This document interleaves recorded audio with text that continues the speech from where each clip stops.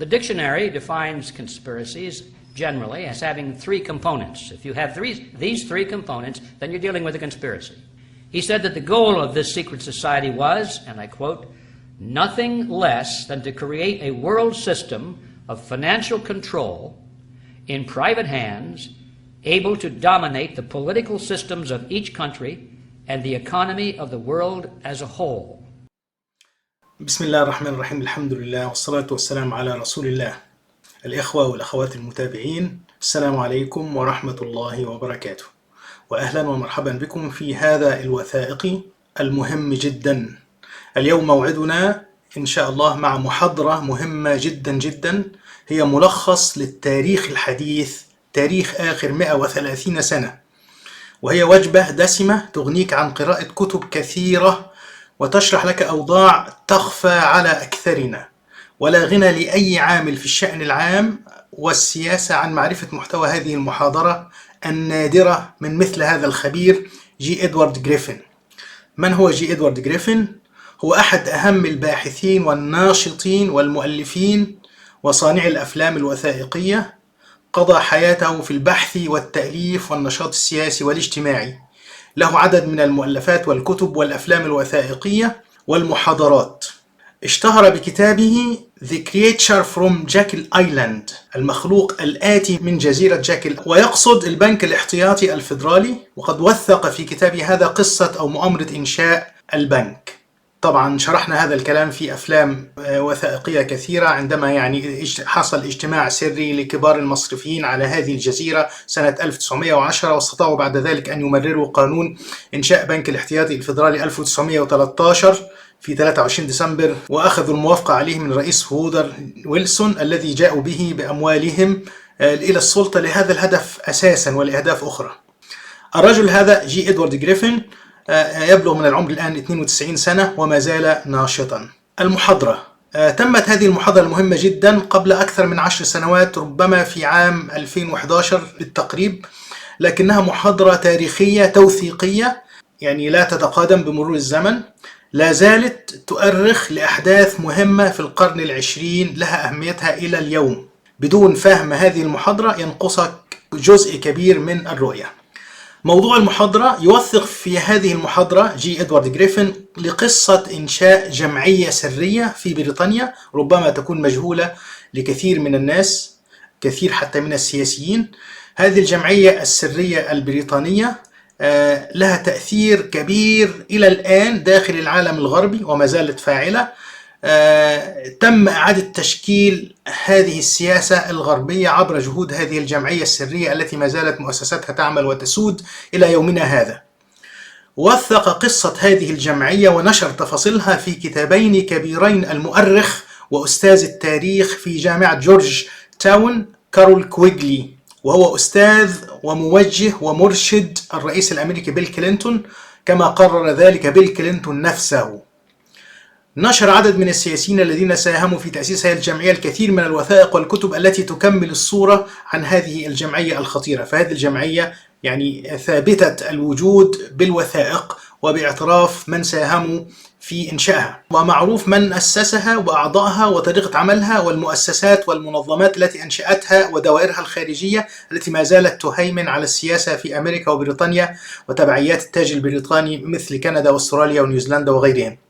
أشرنا طبعا لهذه الجمعية عدة مرات في وثائقياتنا، أشهرها ما ذكر في وثائق الحرب العالمية الأولى لكوربت روبرت، حيث حكى لنا في الجزء الأول كيف أن الحرب العالمية الأولى ثم توريط أمريكا فيها كان من تخطيط هذه الجمعية السرية، من تخطيط وتنفيذ هذه الجمعية السرية. ما المعلومات المهمة في هذه المحاضرة؟ تغطي المحاضرة بجانب الجمعية السرية وهيكلتها، تغطي موضوعات مهمة أخرى مثل حقيقة الديمقراطية في العالم الغربي خاصة في أمريكا وكيف تعمل ولصالح من، نظرية المؤامرة، ما هي نظرية المؤامرة، تعريف المؤامرة ومتى يوصف أي حدث بأنه مؤامرة، السياسات في العالم الغربي، ثم وفي نهاية هذه المحاضرة يتحدث إدوارد غريفين عن الحل لمواجهة هذه المؤامرة. نظرا لطول المحاضرة وهي أكثر من ساعة فقد قررنا إذاعتها على حلقات مع حذف بعض الفقرات في الإذاعة الأولى، لكننا سننشرها كاملة أيضا بدون أي تدخل. إلى المحاضرة. Well, thank you, Mrs. Bowler, and thank you, ladies and gentlemen. It was pretty depressing listening to those previous speakers. In fact, I'm amazed that I see smiles on anyone's faces. It is, yes, a very depressing story. America is in serious trouble, and I'm going to be talking today about how we got that way, and then at the very end, what we can do about it. So let's get on with the real story. So you know right away this was an American school, because it's true, isn't it, that all of us, certainly myself included, have been taught from a very early age that we live in a democracy. It's one of those words that we need to get very serious about defining, but get this general impression that democracy means a majority rule, and that's wonderful. So the majority should decide everything, and the more serious the issue, then the more need there is to have the majority, express its view. Well, the purpose of my presentation is a little bit upstream. I'm going to be saying basically that this, although it's a cherished American concept, it's a very dangerous one. If you don't think it through and don't put limitations on it, it's a very dangerous concept. And as a matter of fact, it is the concept that is being used against the American people and people all over the world to their own detriment, to put them, in fact, into a condition of bondage, a condition in which they elect their own dictators and feel happy about it because they did it to themselves. That's what I'm going to be talking about. Now, as you probably know, the title of this presentation is called the Quigley Formula. So let's take a look at that. What is this thing, the Quigley Formula? And the first step is to answer the question, who is this man Quigley? Now, I say this man Quigley because the name is Carroll Quigley, and sometimes people think that's a woman. Well, it's not. It's Carroll Quigley that we're talking about, who he's deceased now, but he was a very well-known professor of history who taught at Georgetown University. And while he was there, he had a very famous student by the name of William Clinton. And Clinton studied under Quigley and became a favored student and spent some personal time with him and admired Quigley. 27 years later, when this student was given the nomination for President of the United States, in his acceptance speech, he mentioned Professor Carroll Quigley in his speech and paid homage to him. After he was elected President of the United States, he made at least 2 public appearances of which I'm aware, where again he mentioned Professor Carroll Quigley and thanked him for the influence that this man had had on the political awareness and thinking of himself, President Clinton. So there was no question about it that Quigley was Clinton's mentor. Now, why is this significant? It's significant because Professor Quigley taught the conspiratorial view of history as explained by the conspirators themselves.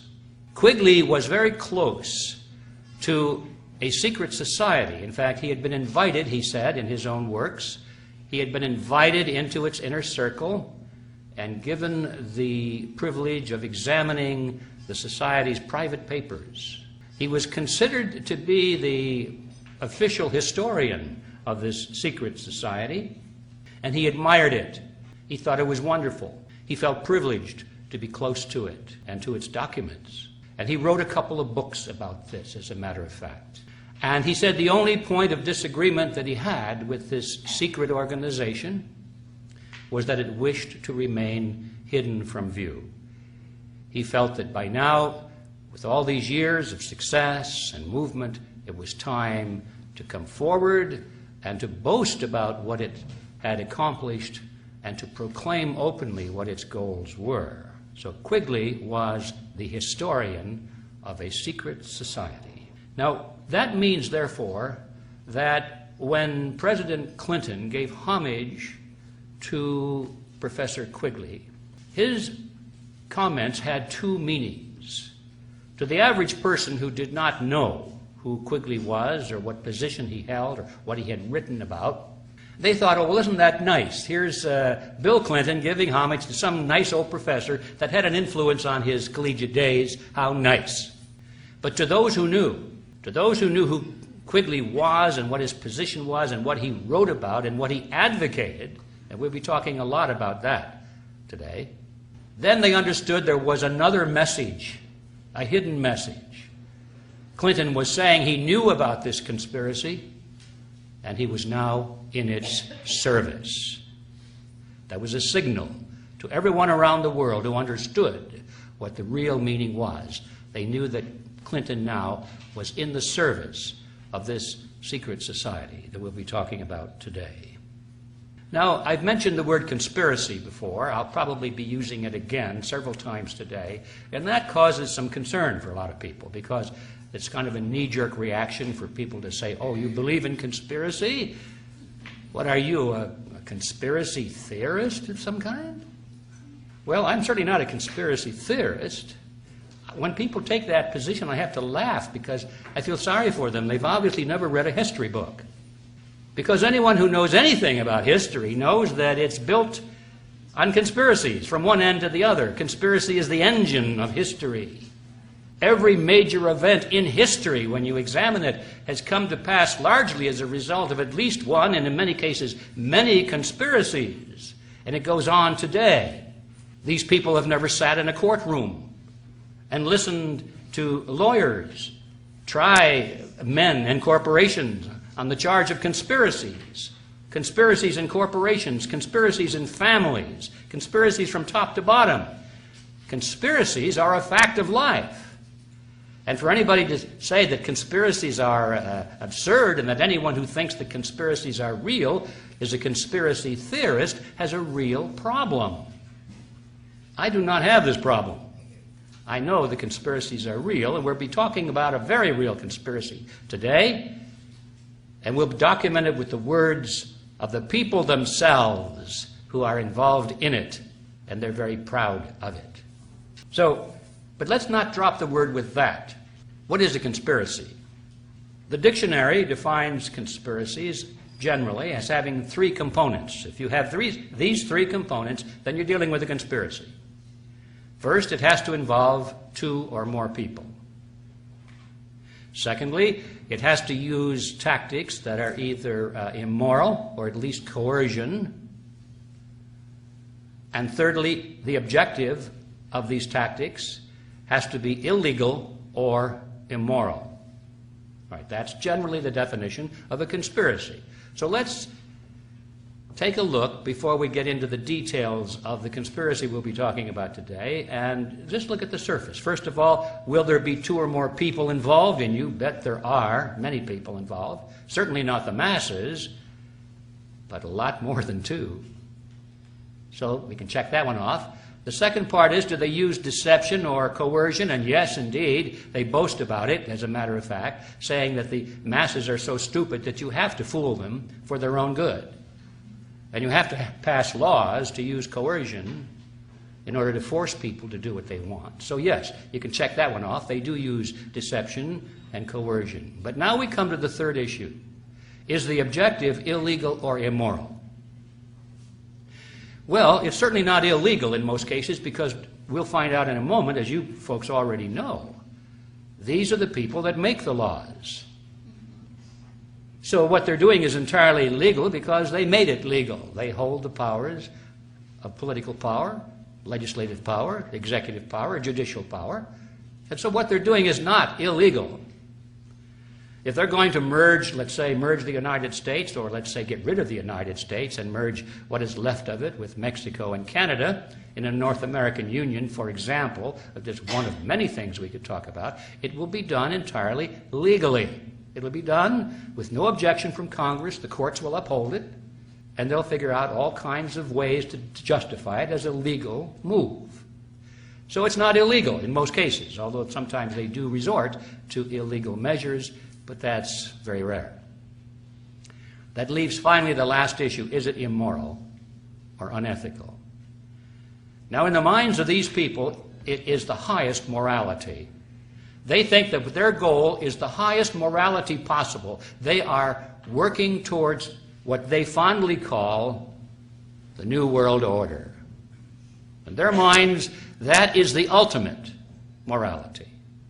And it's people like you and me who are the immoral ones, the idiots that think that national sovereignty has some kind of value in this modern world. We are the ones standing in the way of progress. We are the ones standing in the way of the happiness of mankind. We are the ones that are for all kinds of injustice. We are the ones that are immoral, you see. So in their minds, they're very moral in everything they do. And the end justifies the means. If they have to sacrifice individuals or minorities or large numbers of people to achieve this wonderful goal, it's an act of honor. It's an act of high ethics. So in their mind, they are not conspirators, because we fail to have all three of these elements. They are not conspirators in their mind. But now in the minds of the rest of us who have to live in this order that they are forcing upon us through coercion and deception, I think we have every reason to consider that the objective is unethical and is immoral and is disastrous to the American people and to people everywhere in the world. So I think for us to use the word conspiracy is entirely justified. Now, having gotten that out of the way, let's get down to the substance of what this conspiracy really is. Professor Quigley described this conspiracy in two books. One is called Tragedy and Hope, and the other is The Anglo-American Establishment. Tragedy and Hope in particular is a very thick book. They're both history books. They're written by a history professor. They're both pretty dry. They're hard to read. You get a lot of dull, factual information, names, dates, places, events, and so forth, and it's easy to go to sleep reading these books. But then all of a sudden, you'll come across a paragraph or a sentence that'll just blow your socks off. And you'll go back and say, did he really say that? And indeed he did. Remember, he's the historian of this group. These books were not written for mass consumption. They were written primarily for academia and for people who were involved in this conspiracy at one level or another, who were curious to know about its origins, about its history, and about the extent of its operations in the world today. It was written for that very select group, and it was only accidental that people like myself and some others got hold of copies of it and began to talk about it, and the word got out, and first thing you know, a lot of people who weren't intended to read it started to read it and become alarmed about it, and so the publisher, which was Macmillan and Company, pulled it.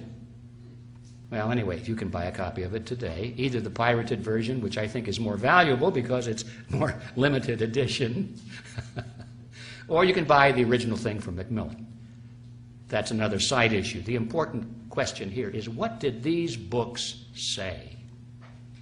I'm going to give you an overview of my summary of it, and then I'm going to come back and give you excerpts from the books themselves to illustrate that my summary is accurate. Otherwise, you may wonder, Quigley didn't really say those things. But here's my summary so you can get the whole picture first, and then we'll look at the details. Quigley said that at the end of the 19th century, a secret society was formed in England by Cecil Rhodes. Now, as many people know, Cecil Rhodes was one of the wealthiest men of history, of all time. He was the Chancellor of South Africa. He had acquired possession of almost all of the gold mines and diamond mines in South Africa, and had used this tremendous access to the natural resources of that country primarily for his own personal use. Very wealthy person. What we don't know generally is how he used that money. Most people think that, well, it probably went to his heirs. It did not. Cecil Rhodes created 7 wills and very specifically instructed his executors of how to dispose of and use this great wealth. And he said it should be used for the purpose of creating a secret society. And that's how it was, and still is, by the way, being used. Now, one of the wills created the Rhodes Scholarship. We all heard about that. And the general impression there is that isn't it wonderful that this man Rhodes set aside a big chunk of money for the education of worthy young men and women? Well, that's kind of a surface view. He did set aside a big chunk of money for the education of worthy young men and women, but the definition of worthy meant that they had to have a certain worldview, they had to be smart, they had to believe in global government based on the model of collectivism, they had to be a little bit ruthless, and they had to be capable of being enlisted into the secret society. This was the recruiting arm of the secret society to a large extent. It was a recruiting fund, not an educational fund.